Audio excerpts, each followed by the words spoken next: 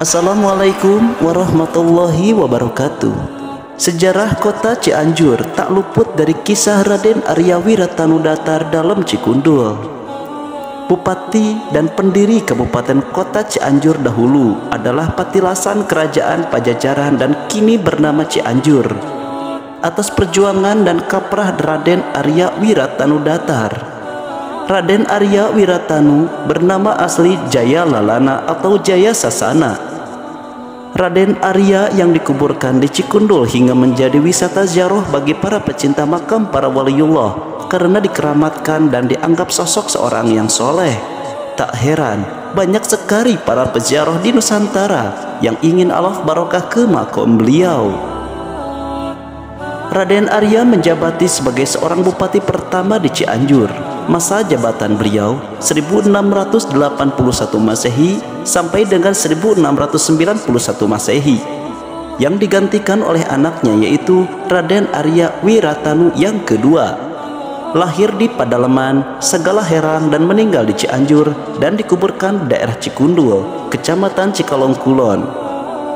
Anak-anak beliau yakni Raden Wiramanggala, Raden Martayuda, Raden Tirta, Raden Nata Dimanggala yang berlokasi di Gunung Jebrod, Raden Wiradimanggala, Raden Suradiwangsa, Nyai Mas Kaluntar, Nyi Mas Karangan, Nyi Mas Bogem, Nyi Mas Kara, dan Nyi Mas Jenggot. Sementara ada sesuatu yang terjadi di luar nalar, yakni beliau memiliki seorang istri dari kalangan bangsa jin. Tidak diketahui pasti nama istri beliau, namun hal ini hanya bisa dijawab hanya dengan keimanan saja, bahwa jika seorang waliullah adalah sang kekasih Allah Subhanahu wa Ta'ala, tidak ada yang mustahil bagi Allah Subhanahu wa Ta'ala. Jika Allah sudah berkehendak, maka terjadilah. Kita kembali mengutip Al-Quranul Karim. Bismillahirrahmanirrahim. Wa ma khalaqtul jinna wal insan illa liya'budun. Sesungguhnya Allah Subhanahu wa Ta'ala menjadikan jin dan manusia untuk beribadah kepada Allah Subhanahu wa Ta'ala, Zat yang Maha Kuasa. Anak dari Raden Arya dari kalangan bangsa jin tersebut adalah Raden Eyang Surya Kencana yang kini berada di Gunung Gede. Kita berlanjut ke sejarah. Orang tua dari Raden Arya yaitu Raden Arya Wangsa Goparana. Raden Jaya Sasana adalah putra Raden Arya Wangsa Goparana yang berasal dari Sagalaherang, Subang. Berdasarkan silsilah, Raden Arya Wangsa Goparana merupakan anak dari Sunan Wanaperih atau Raden Kikis, yang merupakan raja dari kerajaan Talaga Manggung di Majalengka. Anak dari Raden Raga Mantri alias Sunan Parunggangsa atau Prabu Pucuk Umum, anak dari Munding Sari Ageng. Munding Sari merupakan salah satu anak dari Prabu Siliwangi yang ketika runtuhnya Pajajaran pada tahun 1579 kabur ke daerah Talaga di suku Gunung Cerme. Raden Arya Wangsa Goparana berkelana dan sampailah di kampung Nangkaberit yang sekarang masuk ke wilayah Kecamatan Sagalaherang, Kabupaten Subang. Di sana ia mendirikan sebuah desa dan menjadi dalem atau kepala negeri. Raden Arya Wangsa Goparana memiliki 8 orang anak, yaitu Raden Jaya Sasana, Raden Wiradiwangsa, Raden Candramangala, Raden Santang Kumbang, Raden Yudanagara, Raden Nawencandradirana, Raden Santan Yudanagara, dan Nyai Murti. Raden Jaya Sasana sebagai putra pertama, Raden Arya Wangsa Goparana terkenal sebagai seorang yang ahli ibadah dan menuntut ilmu. Raden Jaya Sasana pun disebutkan sering berkholawat atau bertapa untuk merenung dan bertafakur di tempat-tempat yang sunyi. Menurut legenda, suatu ketika Raden Jaya Sasana sedang bertapa, ia kedatangan jin muslim yang merupakan gadis cantik. Jin ini tertarik dengan Raden Jaya Sasana dan kemudian mereka menikah serta memiliki 3 orang anak. Yang pertama, Raden Eyang Surya Kencana, Indang Kencana atau Indang Sukaesih, dan yang terakhir yaitu Andaka Wirasujagat. Setelah dewasa, Jaya Sasana diberikan tanggung jawab oleh ayahnya yaitu dalam Sagalaherang berupa 100 orang rakyat.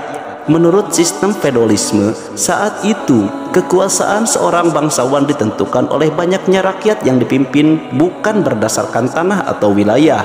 Karena semakin banyak rakyat, maka akan semakin banyak pula wilayah yang ditempati oleh rakyatnya itu. Bersama ke-100 orang tersebut, Raden Jayasasana kemudian mencari tempat baru di daerah pedalaman Jawa Barat saat ini, dan sampailah ke daerah Sungai Cikundul yang sekarang berada di wilayah Kecamatan Cikalong Kulon. Di sini mereka mulai bermukim dan membuka lahan baru.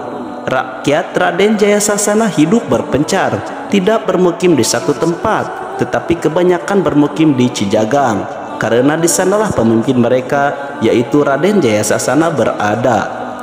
Beberapa tempat yang dihuni rakyat Raden Jayasasana diantaranya adalah di dekat sungai seperti Cibalagung dan Sungai Cirata. Meskipun tempat tinggalnya terpencar, mereka masih berada dalam satu kesatuan komunitas.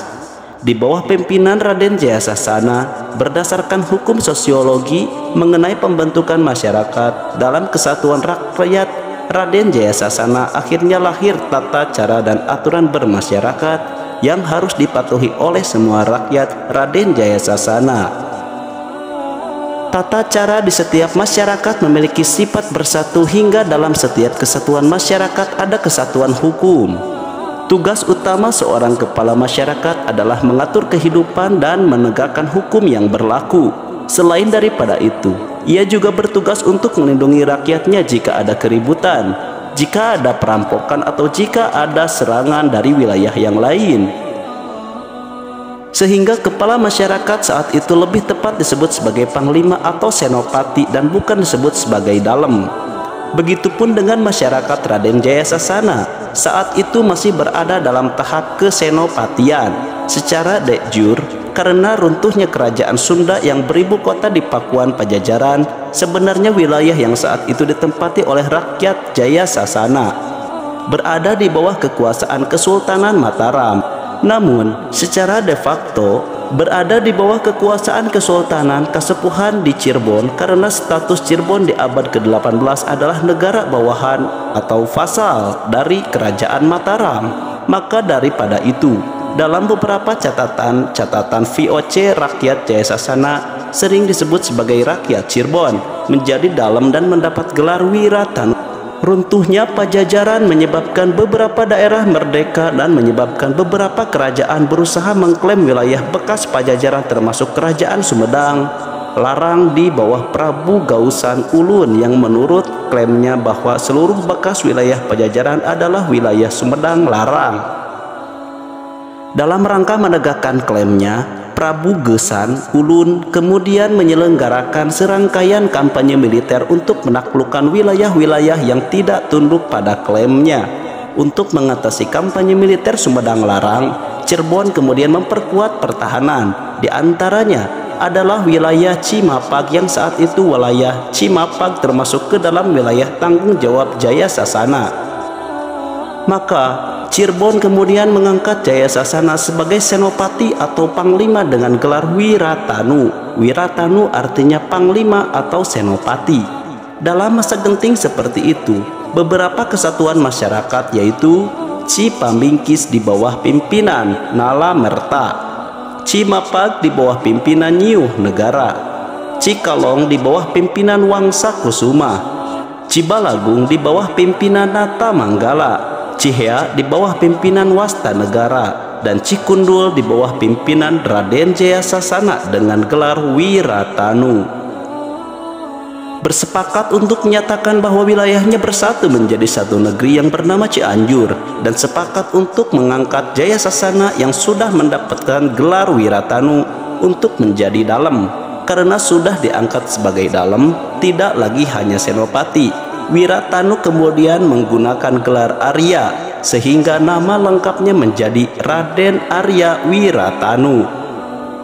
Berbeda dengan Bandung atau Sumedang, Cianjur merupakan kabupaten yang berdiri sendiri atau merdeka, meskipun secara de jure masih di bawah Mataram melalui Cirebon. Ini terjadi karena ada perjanjian antara Mataram dengan VOC untuk memberikan wilayah antara Cisadane Citarum menjadi wilayah VOC menurut kontrak tanggal 25 Februari tahun 1677 penentuan hari jadi Cianjur.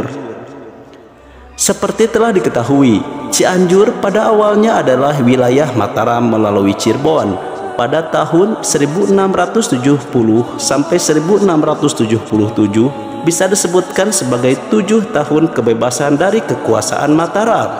Hal ini terjadi karena tahun 1670 klaim Mataram atas wilayah-wilayahnya sudah berkurang karena fokus berperang melawan VOC. Sedangkan pada tahun 1677 Masehi, Mataram secara yuridis telah menyerahkan kekuasaannya di antara wilayah Cisadane Citarum kepada VOC. Namun karena keterbatasan VOC belum bisa menjajah wilayah yang didapatinya dari Mataram secara intensif. Jadi, meskipun secara de facto wilayah tersebut merdeka, tetapi secara de jure status mereka adalah jajahan VOC Belanda. Pada tanggal 2 Juli 1677, Trunojoyo menyerbu istana Pleret dan Amangkurat kabur bersama Mas Rahmat. Kesempatan ini dijadikan titik tolak lepasnya wilayah-wilayah jajahan Mataram secara de facto. Berita ini baru sampai ke Cianjur pada tanggal 12 Juli 1677 Masehi. Sehingga secara de facto pada tanggal 12 Juli 1677 Cianjur merdeka dari kerajaan Mataram. Kemerdekaan yang dicapai sebenarnya hanya de facto karena secara de jure Cianjur sudah berada di wilayah VOC berdasarkan kontrak 25 Februari 677 Masehi. Namun karena VOC belum mampu mengelola daerah jajahannya, sehingga Wiratanu pada waktu itu berhasil menjadi dalem secara mandiri tanpa diangkat oleh VOC maupun oleh raja atau sultan yang lain.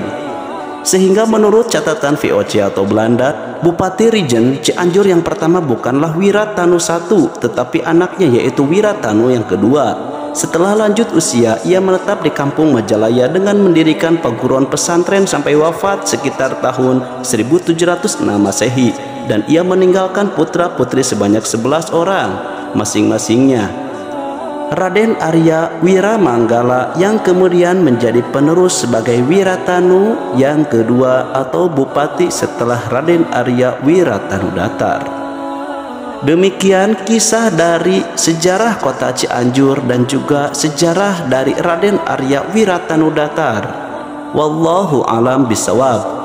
Hikmah dari kisah ini bahwa kita selaku masyarakat yang mendiami di kota masing-masing haruslah cinta akan para pejuang dan para ulama, terutama para leluhur kita. Tanpa mereka yang menjadi pahlawan bagi negara dan kota yang kita diami saat ini, tentu kita belum tahu apakah saat ini kita masih dijajah oleh bangsa lain atau sebaliknya.